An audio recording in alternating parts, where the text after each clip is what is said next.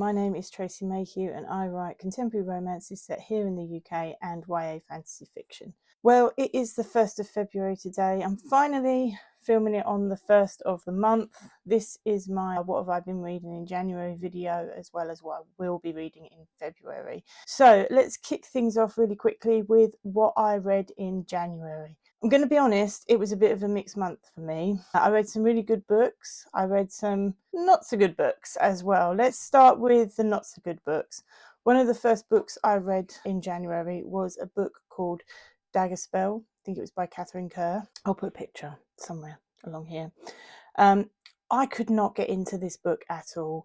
There was a lot of nothing happening, and I just got to a point where I got to like 120 pages and still nothing had happened.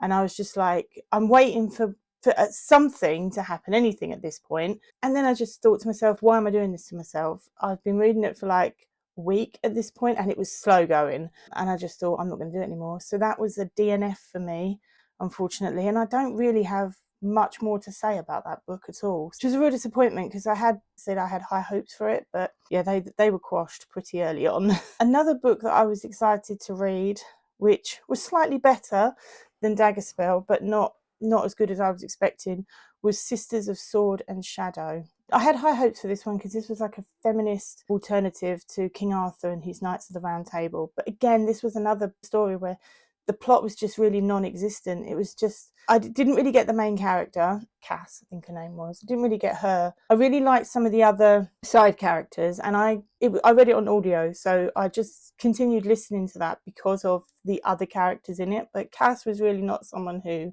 really gripped me, who I could really care about, so that didn't really help. I couldn't believe how so many women were just fooling so many men about being knights. It just got a bit silly for me. I did finish it. I didn't, as I say, I felt nothing really. I think I gave it 3 stars on Goodreads, and there was no substance to the story, which was a real shame for me. But at least I finished that one. The next book that I read was The Demon King. Now this one was a little bit of a funny one for me. It started really well and it gripped me, and I was really happy to read it until the middle. The middle got really kind of like flat, and it was just really about Princess Razor just looking for a husband. That just seemed to be all that the middle part was about, and it got a bit like, well, come on, let's do something else could happen here. And so that kind of like, I was thinking, God, really another book that I ended up with low expectations on. But then the end, it just really kicked up a gear at the end, and I was really gripped from about 8 chapters from the end. Yeah, I really got into it then, and so much so that the second book is on my TBR list for February, so we'll talk about that in a minute. I think I gave it 3 stars mainly because of the middle part where it got a little bit boring for me. But if you like that sort of thing, if you like it was very heavy romantasy in that first one, and if you like that, then you know that's a book for you to read, you know. But that heavy on romantasy, probably not the best book for me to kind of like wax lyrical about. But like I say, the end of it kicked up a gear. The mystery started coming in. I can see how the second book might play out, and I was locked in by the end. So whatever it did at the end was perfect for me, and it's grabbed me again. So I'm still giving the series a go, but yeah, that middle bit was a little bit flat for me. Another book that I don't think I said I was going to read this one. I suppose because I didn't finish Dagger Spell, I had some time to kill in January, so I started another book from my 26 books for 26 list, which was called Jade Boy. And I really enjoyed this one. There were parts of this, if you've been following me on Instagram, I talked about this the other day. There were parts of this book that were really revolting and really dark. But for some reason, although I was a little bit put off, there was a part of me that was also intrigued as to see where this was going to go.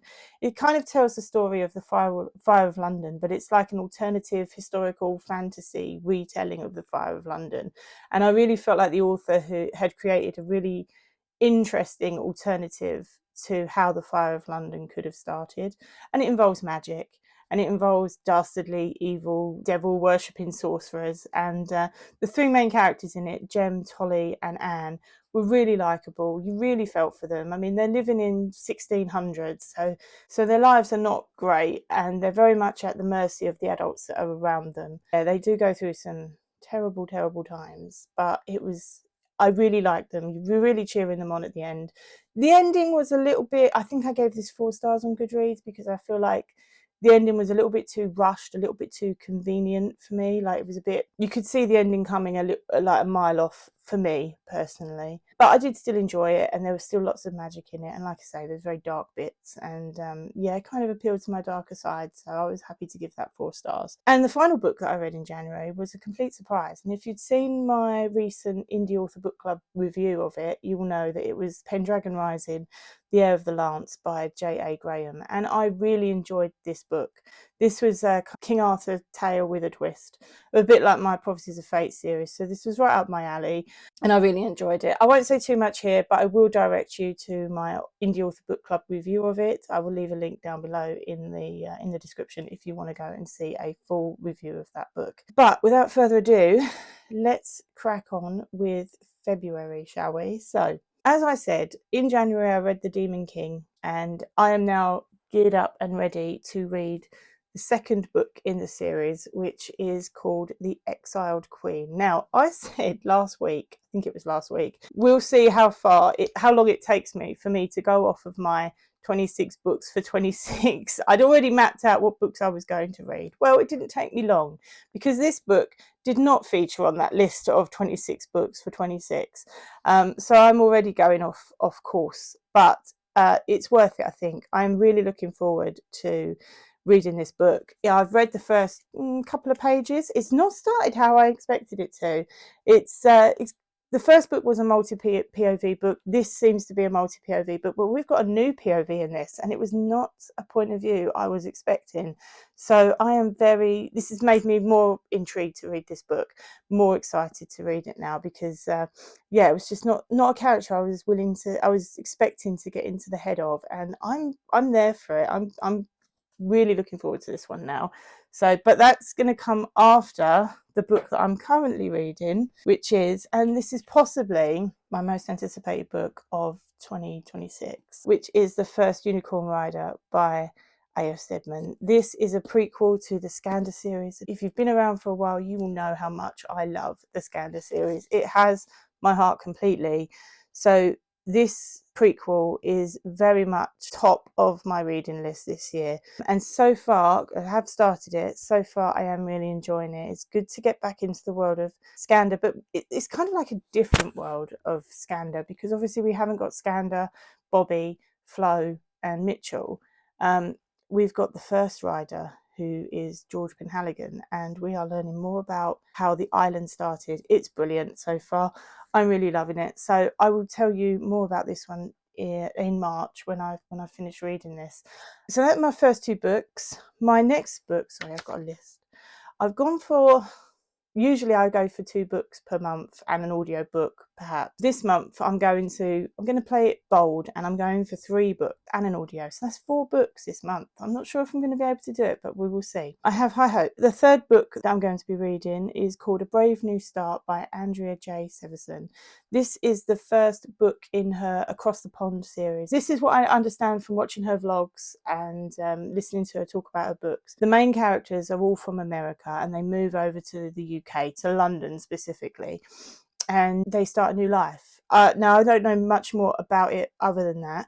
I will say that in December last year, I joined Andrea's Patreon to get her Christmas, well, it was going to be a novella, but it's turned out to be more of a novel, and it's grown legs since then. And she's still going to be giving us updates on Patreon about the characters. But it was called A Magical London Christmas, I think it was called, and I really enjoyed that. It featured some of the characters from the Across the Pond series, so it's kind of whetted my appetite for starting that series and wanting to read more. Plus, she is an indie author, so that will be my indie author pick this month, and I will be doing an indie author book club review of that book when I have finished it, so keep your eye out for that. My last book this month is called The Mysterious Affair of Judith Potts. Now, last couple of years ago, I started reading or listening to the Marlowe Murder Club on Audible, and I got hooked right from the start. I love cozy mysteries. I love Midsummer, Poirot, Miss Marple, all that kind of stuff. And this is right up my street. This was written by the same person who wrote Death in Paradise. If you've watched that, you know exactly what to expect. But this is set in Marlow, which is in the UK. It's a cozy murder mystery featuring 3 women, Bex, Judith and Susie, who is my favourite character. And this features a murder. So there's a normal murder investigation, but there's also a mystery hanging over Judith's past. Now, we've known in the other books in the series, the other 4 books in the series, that she does have a past that she doesn't talk about. And this time, in this book, that past comes literally knocking on her door. So we are going to find out more about that, and I'm really excited about that. So I am listening to that on Audible. So that's my Audible pick for this month. So there you have it. That is my reading list for this month. What are you reading this month? Let me know in the comments. I hope to bring you a writing update next week, but until then, you can check out this playlist over here to see how I'm going so far, or you can check out this playlist over here, which will tell you all about the indie books I've been reading over the past few months. Until next time, have a great week, and I will see you in the next one. Bye.